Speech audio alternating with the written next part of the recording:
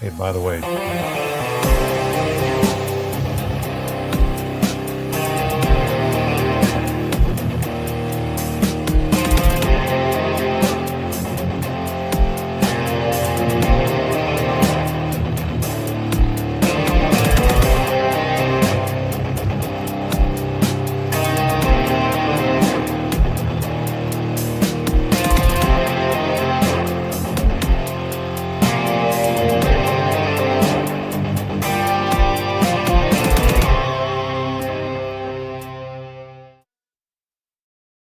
Hello, everybody, and welcome back to the Osceola.com Seminole Sidelines. My name is Nick Carlisle, staff writer and recruiting writer for the Osceola.com, joined by publisher Jerry Kutz and head editor Bob Ferrante down below me. It's an exciting time. We got to the finish line, guys, and we got to watch a little tidbit of Florida State football practice yesterday, just to kind of let all of you know in on what we were able to see.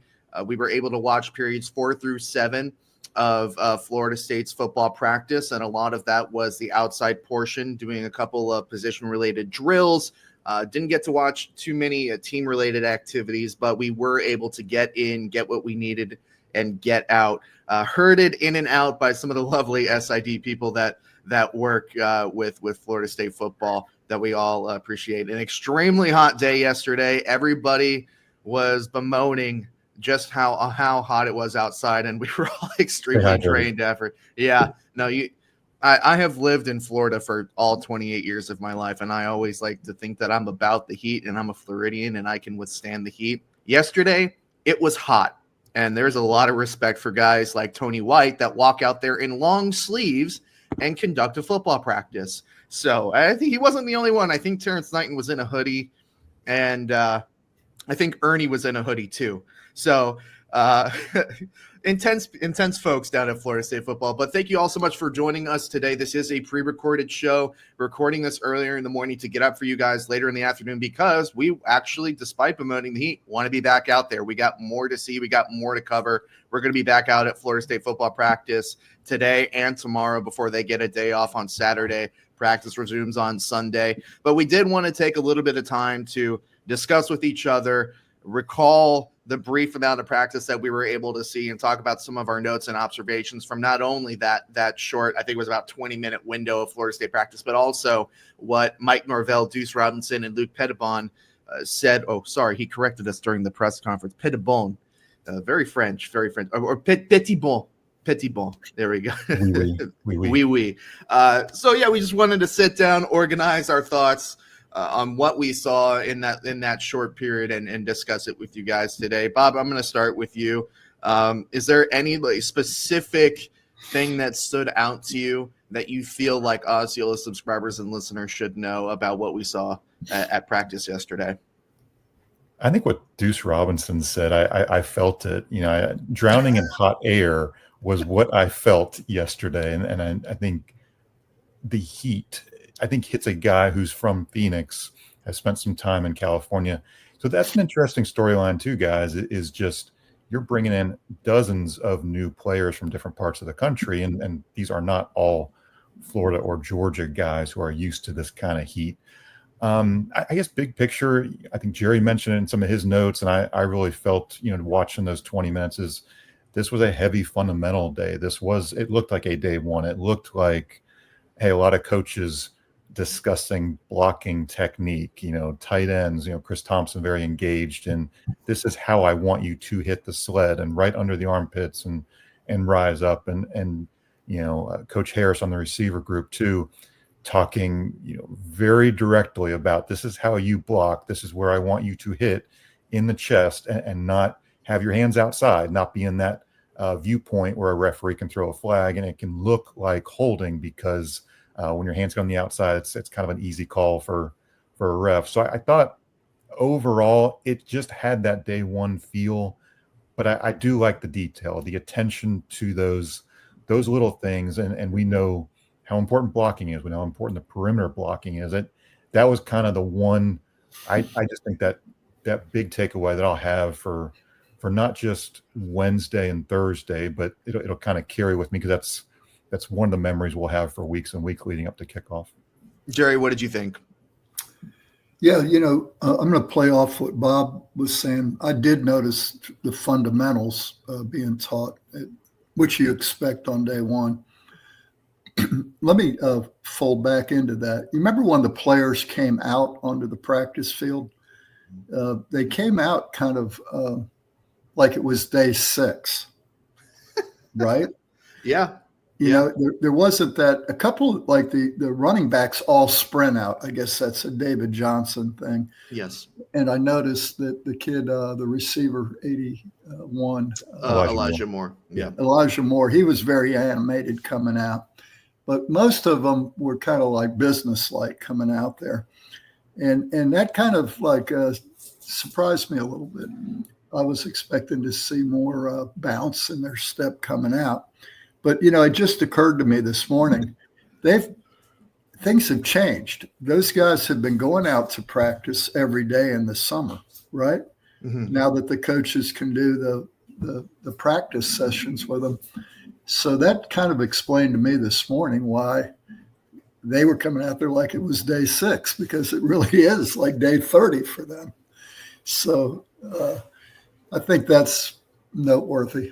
But yeah, there was a lot of the basic fundamentals being coached. And remember now, you got, did Mike say there's 51 new players? I had one of my associates on a call today said it was 51. And I was thinking it was 41. But imagine that. If you have 41 new players, you've got to really coach fundamentals. This is how we practice, This is how we want you hitting the sled, because it's there are a lot of new faces. And the other thing is how many new coaches there were out there was very surprising. When you add them up, what is there, 6 and 2 GAs? So and defensive analyst Zach Arnett, who obviously is the former head coach of Mississippi State. So there's an overwhelming amount of not only former head coaches at the college football level, but also I would imagine a couple of future head coaches at the like there is a lot of there's a well of knowledge that was on that practice field. And so you have to coordinate it. And I guess that is where it usually begins with, this is a football, And so we saw some of that. And it's a lot to coordinate. You only got 30 days to do it. Yeah. I would imagine, I think it is actually 41 and not 51, because they only had 17 commitments, I think, in high school. And I would be shocked to find over more than 25 transfer additions. And it could be. It could very well maybe. But 41 sounds more correct to me than 51. Either way, I think your point still remains the same. It's a lot of new guys to coordinate. I do think that in terms of the guys running in, I do think that the cameras also play a part in it. Elijah was running down and doing the war chant and doing a chop, and that was really amusing. And then I was a little bit further back getting some photographs, and he said, "What?" I can't remember who exactly it was in front. It might have been some of the other wide receivers. And he says, "What? Y'all don't want to do the war chant with me?" And they said something back. It's like, and Elijah said something to the effect of, "You guys are too busy aura farming." So that is a new age word that I'm sure a lot of listeners are going to have fun. Would you explain that one to me? Aura is like, how do even I describe it? I mean, I'm the young guy here, and I don't even know I know what an aura is. Well, yeah. So if you're aura farming, you're kind of, it's almost like building up energy. You're like building up that aura, like your outside perception of you. This is the high quality content and information that you can only get from the Osceola.com. Is what is aura farming? Cultivating juice. You're cultivating juice. Yeah, you're building that energy. Yeah. Almost like, don't pay attention to the cameras. You build your aura. You build your perception. That may be slightly wrong. I don't know. I can't wait to figure out the true dictionary definition of aura farming. Well, if we have any young nimble-minded people watching, I'm sure there's a couple. And of course, this is a recorded show, so maybe we're getting a couple of answers in the comment section right now. So we'll have to check back after practice later today to get the true dictionary definition.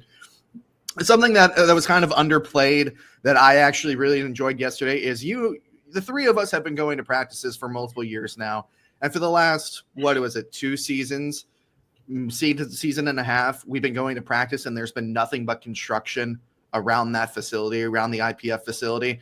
There's still a lot of construction there, but watching these practices and watching these players work in that new facility, you get the investment. That is a nice looking football only facility. I'm sure the players really appreciate it, and it is really, really nice. So that I think the players would agree is money well invested. And if I can't wait for those early morning practices where the sun is going to hit things just right and it actually provides a lot of shade. Because I'm sure they're going to really appreciate that too. I think other than that, the thing that stuck out to me the most was I think everybody, once we got into that practice, we kind of diverged and went our separate ways. I went over to the cattle pen with the defensive linemen and listening to not only Odell bark, which we know Odell can bark. That is a loud, booming voice that you can hear probably from Pensacola Street. Not only were you hearing Odell bark, but you were hearing Terrence Knighton bark. And not only were you hearing those two bark, you were also hearing Daryl Jackson bark, which I think is an important aspect to it. You want your senior leader saying, hey, no, you did that rep poorly, go back and do it again. I thought that was really interesting to watch, and that was good. That validated a lot of what I needed to see in that brief practice. And yes, it is only one practice. A lot of these observations are going to be based on the knowledge that this is 20 minutes of one practice. But for what I needed to see from that position group, I came away feeling pretty content with what I saw. And I think it is worth mentioning that nobody was immune. Nobody was immune to Terrence Knighton, even James Williams, who has a very documented, very personal relationship with Terrence Knighton, James Williams. Even he said to James, they only say you can effing rush the passer. Basically do it again. So I really enjoyed how he was able to go and kind of attack that in a certain way to where you're getting the guy to perform better, to do better what you want. So that was one takeaway that I really that stuck in my mind. I think it was you, Bob, who talked about the fundamentals and all these assistant coaches making sure that they were blocking the right way. They were doing this the right way. Are there any other examples that you can remember where you saw some instruction and were able to get a sense of kind of some of these new assistant coaches, their personality, their coaching styles? I think just briefly going back to Knighton and Williams, you can do that because you have that relationship over years. It's not just you have it over days or weeks or maybe a couple of months. I mean, they've been in it together going back to Nebraska. You can cuss in a constructive way to a player. I watched the offensive lineman for just a little bit. Again, you're not seeing OL versus DL. It was good to see Herb Hand, just how he was instructing. Cooper Williams is back as I'm not exactly sure what his title is, but OL assistant, not exactly a GA, but Cooper spent that year at Mizzou last year. So it's good to have a familiar face, I think, for a lot of those guys who were around him maybe in 23 and prior. And then Ben Miles, the other assistant there. So Williams is showing up as a GA on the website here, so I think we'll go with GA. So, and I think he was a big loss not having him last year showed up. I would agree. Yeah, it feels. I don't mean to say duplicative at all. It feels like there are multiple layers of coverage in coaching. Might not be picking the right words, but again, we have. You're looking at Florida State. They have a defensive line. It's Knighton and Odell, the offensive line group. Again, you've got multiple layers of coaching, and Dimitri Emmanuel as well. Exactly, Dimitri. The receivers, of course, you have Coach Harris, and he's got an assistant, but then you got Mike Norvell running over to coach the receivers, as he's always going to do, no matter what his roles are. Gus is very active. I thought. I won't say Gus was running around, but Gus was very engaged with quarterbacks, receivers, tight ends. So just the different layers, but on the same page instruction.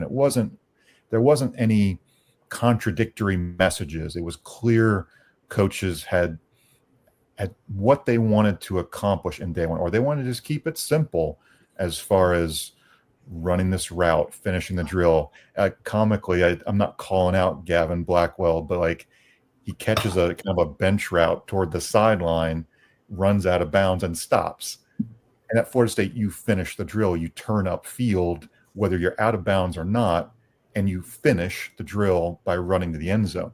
Well, Gavin just didn't know that. It's kind of a day one thing for a new guy, but people are yelling at him, not just one, multiple guys finish the drill. So it's not just freshmen. When you have so many new guys, you're seeing just the broad new day one type things on the roster. But it all felt positive. It didn't feel negative. It didn't feel overly critical. It just felt instructive and constructive. I kind of liked the overall feel of it. Anything to add, Jerry? I would just agree. It was. I enjoy watching certain guys coach. When Mickey Andrews was here, I loved watching Coach Andrews. When McDuffie was here, I loved watching him. Chris Thompson is a guy I enjoy.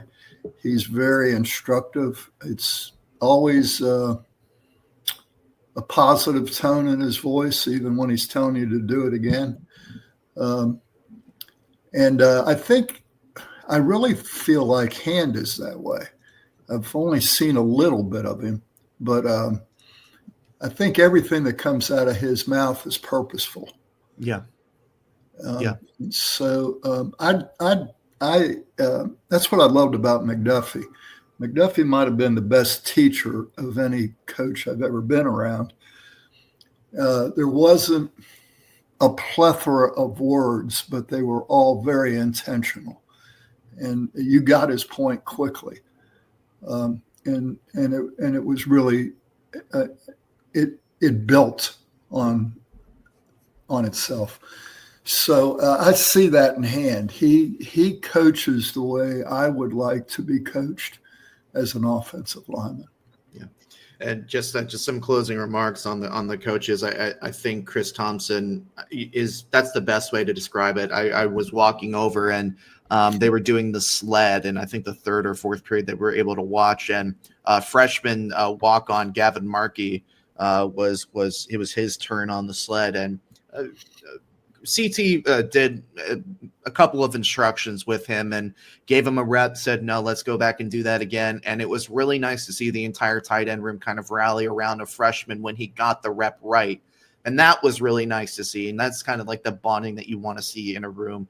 And just the final thought that kind of triggered, we were talking about Gus, is it was very, we talked about aura farming earlier. It was very interesting to see the differences between Tony White and Gus Malzahn in terms of how they were watching their guys. And maybe it's because Gus was leading in that drill a little bit more, but you were doing out routes and bench routes, as I think Bob mentioned a little bit earlier, and Gus was at the center, and it was almost kind of like a gravitational pull around him. He was sitting there like looking all around him and directing, almost kind of like the sun is moving planets around in orbit. That's the way that I would describe it, that I thought was unique. Meanwhile, Tony White, very, very locked in, super locked in, arms crossed, analyzing everything. And maybe that's, again, this is observations off a 20-minute period. Maybe he got loud and rambunctious a little bit later, but I thought that was interesting. We touched on the wide receivers a little bit. I want to go there next because wide receivers and tight ends specifically, because there's a couple of newsworthy things that we need to touch on in terms of that camp. And I think the biggest thing, something that we picked up on last week, but senior offensive lineman Bryson Estes has a distinction on the depth chart of being an offensive lineman and a tight end. He walked in wearing number 86 yesterday, and he took most of his practice snaps, at least the ones that we saw, at tight end. I asked Mike Norvell about it in the post-practice press conference afterwards, and Norvell said something to the effect of, this is a senior guy that is looking to find a role on this team, and I absolutely respect what he is doing. sounds like they plan to use him in multiple tight end sets, maybe run heavy formations. I don't know whether that's where most of his playing time is going to come from, but I imagine you basically take Biscuit and double him in terms of what you're looking for in like a run heavy set. What do you make of this, Bob? Do you think that this is purely more about Florida State trying to find a role for a guy that has been faithful to this program for 4 or 5 years? Do you think this is needing a little bit more of a heavy presence in the run game in the tight end room? Where are you kind of falling here? And what are your thoughts on this position change as a whole? And I think position change may be a little bit disingenuous. I think they probably intend him to use him multiple places, but again, he did work mostly with the tight ends. I think it's a lot of what you just said. I think it's a reward for Bryson sticking around. Number one, he's seen a lot here. He could have probably transferred down to a group of 5 school and been in position to start somewhere on the offensive line if that's what he wanted. I'd be very curious to ask Bryson, why are you still here? Do you love Florida State? Do you want to be here? Is it about you want to be on the field in some way? I think you read the tea leaves of what Mike Norvell said, and it's Bryson knows this is his last go around. And maybe being a tight end who can block. Again, this is a guy who was a center, a very good center at the high school level. So it's not like he's caught balls at really any point, maybe going back to Pee Wee days. I'll be very curious what he can do as a pass catcher if we get to see that, if at all. But I think there's a love for maybe teammates, maybe what's going on here, maybe not wanting to leave after a 2-10 season. There's a lot of maybes there until we talk to him. I would also say, watching some of those tight ends and how they hit the sled, Randy Pittman, that's a guy who looks like he could be a better blocking tight end than his reputation at UCF. We know what Marquiston can probably do with that bigger body. I think we still have questions about maybe who's the best blocker in that group. You elevate the level of blocker when you slim down Bryson Estes and you say that's a part-time / maybe full-time tight end. You sort of change the dynamic there and maybe motivate the other guys in the room too to elevate themselves as blockers. I think this is a positive overall. I view it that way because I just didn't see him as being maybe in that too deep. Maybe they like those offensive linemen better, those younger guys in the room than a Bryson Estes. So it has a feel of potential positives all around. Yeah, it'll always be a mystery to me why they didn't give him a better look at center, because he's a little bit, he's a little undersized to be a guard or a tackle, but he was perfect size to really develop him at center, and they really never. I don't think they made much of an effort to do that. Now, there's probably a good reason, and I don't know what it is, but so this is an opportunity for him to maybe get in onto the field. Now, we're all thinking about inline tight end in a traditional offense. It could be, well, first of all, let's stick with inline tight end. We like Marqueston Douglas as a blocker for sure. And he's down to 262, which is, he was 280 at one point. So that's good news that his weight is lower. But if anything were to happen to Marqueston to where he couldn't play in a game and you were in a short yardage situation, you have to have a backup. And I think that gives Estes something to work for to get into that rotation where, hey, I'm next man up if Marqueston goes down. In short yardage, goal line, heavy sets. But here's the other thing, is special teams. If you're a good special teams player, as we've seen many tight ends become the player of the year on special teams, you're going to get a lot of reps, whether it's, extra point, field goal, punt, any of those types of special teams play, you have a need for tight ends. And I think it could be that that he sees over the years how many plays those guys have gotten. And it's not always on the starting 11 where you get your reps. Yeah. No, valid points as well. Could be actually a very versatile, eligible receiver on the goal line as well, if you want to think about it that way. And to be honest with you, watching Bryson walk in yesterday, you notice a lot of that shedded weight, and you look at it and you're like, okay, like I can actually see the production that they're going for here.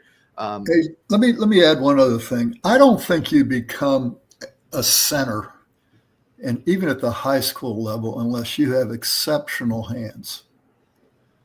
That is a good point. Yeah. And so, let's just watch this one play out. And look, I think we're all rooting for Estes. Yeah, absolutely. Bob, you and I spent a little bit of time watching the wide receivers yesterday. Just continuing on here, Duce Robinson is somebody that Mike Norvell highlighted as having a couple of good one-on-one reps. Obviously, we talked to Duce a little bit after. He talked about the heat. He talked about some of the other guys in his room. He talked about stacking days within the wide receiver room with the knowledge, and I really like this quote from him as somebody that you expect to be a leader in that room, stacking days, making sure that there is a long way to go and make sure that you don't get satisfied with just one day. That was something that I liked from Duce. But it was also interesting to see Jalen Douglas or Jalen. I mixed up the brothers there. I morphed the two brothers together between Ja'Kai Douglas and Jalen Lucas. Jalen Lucas working with the wide receivers as opposed to the running back. I think that gives you a little bit of a earmark as to where they might see him factoring in more.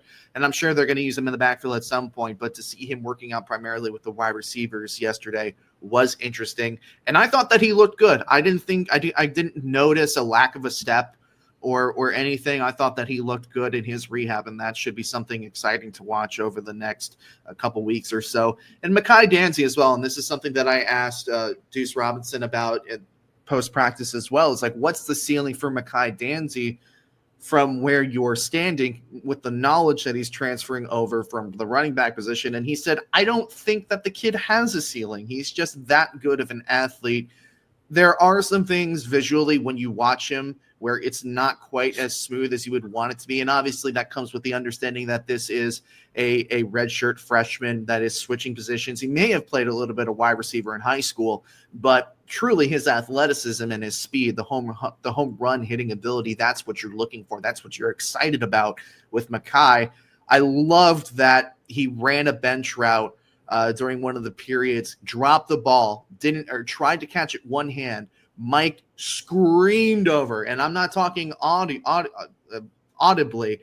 I also mean screaming as in sprinted at him. Excuse me. Said two hands. Gus said, do the rep again. He did it again. Much better rep. Norvell gave him a lot of love for that. It's very interesting to see that transition come to light. There's a lot of work to be done there. Bob, did you get a chance to watch Mekhi in any excess, or did you notice any of those reps? And do you think that he has a chance to contribute? Because we also saw a little bit of Javon Boggs, and you see why the coaches are excited. He is very, very smooth. I think we asked ourselves repeatedly throughout this offseason, who's the difference maker or who can be a difference maker on offense? And any one of those guys can be in that conversation. So it's not just limited to, like, I keep falling back on Jalen Lucas because he wasn't there last year and we saw it in the spring and in camp.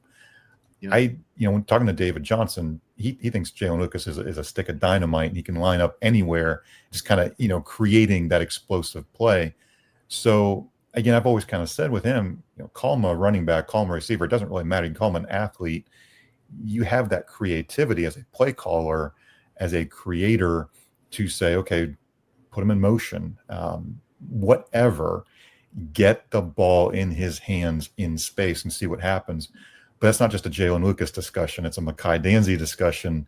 I think Duce Robinson is somebody you want to have as your agent. He really talked up a lot of his teammates. Yeah. Him saying, Javon Boggs has everything to be successful and this and that. He has a lot to be successful minus the high-end speed.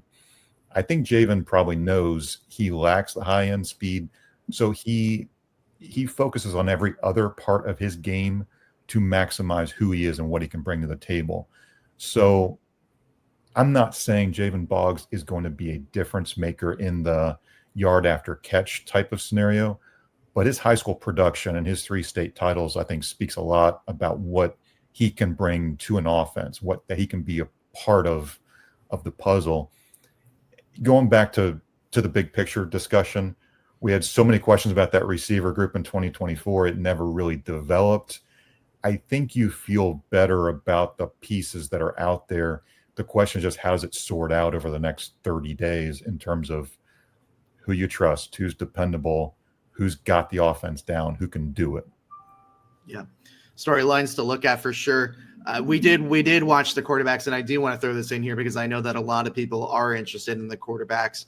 We did watch the quarterbacks, did watch them throw, but at least in my opinion, it's very hard to make observations and assumptions about quarterbacks when they're throwing practice drill throws as opposed to watching them in 11 on, 7 on, to where you can see their decision-making process, see how they handle the rush. So I didn't notice anything really awry about the quarterbacks yesterday, other than Tommy Castellanos is as short as you think he is when you see him huddled around other big guys. And that's got to be a pain in the butt to try and find in the backfield if you're a defensive line. But, thought the quarterbacks looked serviceable. I was kind of also taken aback by how happy everybody was. I feel like that's a room that probably really likes playing with each other. And it could also just be a first day excitement of practice and such. I think that's pretty much, Jerry. Yeah, I got a comment there. I think one thing in a first day practice, to your point, Nick, you're exactly right that it's all really basic fundamentals, and there's, you're throwing against air, there's no rush on you. Nobody's firing live rounds at you. And so it's hard to evaluate quarterback if you're looking to do that. You can't do it. But what you can evaluate is the chemistry that the quarterbacks have with the guys around them. And you made the point about how happy they were and how, they seem to be a room that gets along well. I think Tommy Castellanos has something to do with that. I think he's a ball of energy. And I'm just going to, and no disrespect to Igualele, but we didn't have that guy last year. And the year before we did, we had Travis. Yeah. And he was the sun that all the planets orbited around, Yeah. I mean, it didn't matter what position you played, you loved Travis. I see that with Castellanos. I think that energy that you were referencing, Nick, is about the juice that he brings. The aura farming. Aura. It's coming back for more. He is a commercial farmer of the aura. Print the T-shirt, guys. Print the T-shirt. Oh Lord. No, but seriously, that was good to see. I liked his energy, and I keep getting told that he's a more accurate passer than a lot of us think. You guys remember 2-a-days last year, August practices last year, not 2-a-days, but we saw a lot of balls hit the ground. Yeah. And I didn't notice as much of that. And I found on those, the only time I was watching him was when they were running the wheel routes. And I thought he was putting the ball on the running backs. I thought his accuracy was, that little thing against air was good. And I didn't see that last year. I thought our quarterback last year, DJ, was erratic even in that drill. Yeah. And so I think that's encouraging. Yeah. All of these observations and more you can go and read at theosceola.com. We're going to have more stories from interviews with coaches, players, all of that jazz coming daily as practice gets underway for the 2025 football season. You can join the Osceola right now. We're extending it to August 8th. You can join the Osceola for 50% off. I remember, is that still correct, Jerry? I'm getting Yes. that still correct. 50% off. I've been saying it for the past few weeks. This is the time that you want to join. Give the content a try, see if you enjoy it. Obviously, there's a lot of stuff that is in front of the paywall, but some of the stuff, the really juicy nuggets, are going to be behind the paywall that you want to definitely get that content for there. Jerry? So I was just going to say the reason we're extending it is right now the content, all the stories we've had them open to the public. And our football stories, we're starting to, I think today, Bob, Yes. put them behind the paywall. So I didn't want to just, July 31st, bam. If you want to read it, you got to go right now, today. Yeah. So I extended it. Bob and I thought it would be good to extend it so that we're not just suddenly making Closing the door. Yeah. So give them a little bit more time to make a decision. Well, you do have that time to go make a decision. And we have time to go back out there for another hot day and watch a little bit of, well, we're not going to watch practice, but we're going to definitely talk to some coaches, talk to Mike Norvell again, and see what they have to say about the second day of practice, which Mike Norvell is anticipating that jump. We kind of referenced it rather throughout the entire show. A lot of fundamentals day one. Mike Norvell is expecting a jump in day two. We'll see if there's been a jump in day two. Thank you so much for listening to this. What day is it? All these days are blurring together. Wednesday edition of Seminole Sidelines. My name is Nick Carlisle. That's Jerry Kutz. Yeah, woo. I should aura farm a little bit more. I need to work on my aura. Bob Ferrante, publisher, God, I'm already messing up the aura farm. Head editor Bob Ferrante down below. We'll be back, I believe, on Friday to talk a little bit more about what the coaches and players had to say through the last two practices. And thank you, as always, for watching and supporting theosceola.com. We will see you all another time.